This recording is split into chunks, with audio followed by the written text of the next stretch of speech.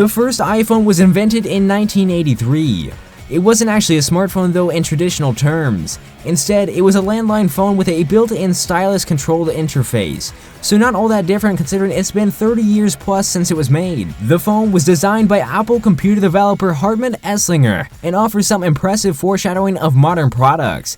Even if it never was actually released to the public, it's still the only Apple prototype not to get a traditional consumer release. Back in 2012, Apple sold 340,000 iPhones a day on average.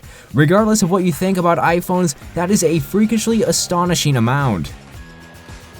Some people have a deep passion for iPhones and Apple products, but I guarantee that you do not have as much commitment as this Japanese fan who camped for 7 months for a product that wasn't even announced for at least 6 of them.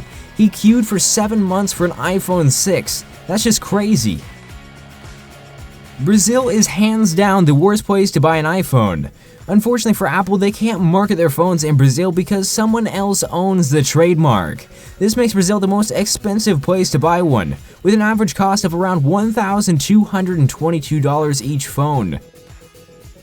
There's a very good chance that Apple wouldn't be the tech monster it is today without the instantly iconic Apple symbol. What many people don't know is that this wasn't always the face of Apple. Their very first icon was a crest featuring an image of Isaac Newton reading a book under an apple tree, designed by forgotten co-founder Ronald Wayne. Needless to say, it does not look very good. Speaking of Apple co-founder Ronald Wayne, he sold his 10% share of the company for $800. Today, that would be worth over $35 billion. He's probably not the happiest man in the world, but he was quoted saying, "I have never had the slightest pangs of regret because I made the best decision with the information available to me at the time. My contribution was not so great that I felt I had been diddled away within anyway." This next one is going to make your stomach turn inside out. Next time you're thinking about asking Siri a really messed up question or anything in general, remember that Siri actually stores everything you ask it for up to 2 years. Back a couple years ago, there was a skydiver who dropped his iPhone 4 in the middle of a jump from 13,500 feet in the air. Probably expecting some sort of eye pancake, he tracked the phone a half a mile away to where it had landed on top of a building and not into a crowd of unsuspecting people. Impressively, the screen was cracked, but it could still answer incoming calls. If you were to break down only memory, processing, and broadband communications power, duplicating the iPhone back in 1991 would have cost you roughly $3.56 million, and that's not including everything else.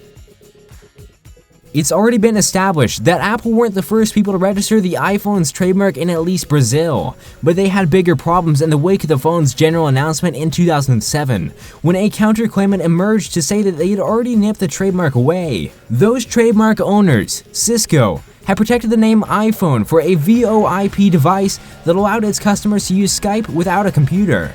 Somewhat suspiciously, Cisco's iPhone launched 22 days before Apple's iPhone was announced, and though the case was settled, both parties kept rights to the iPhone name.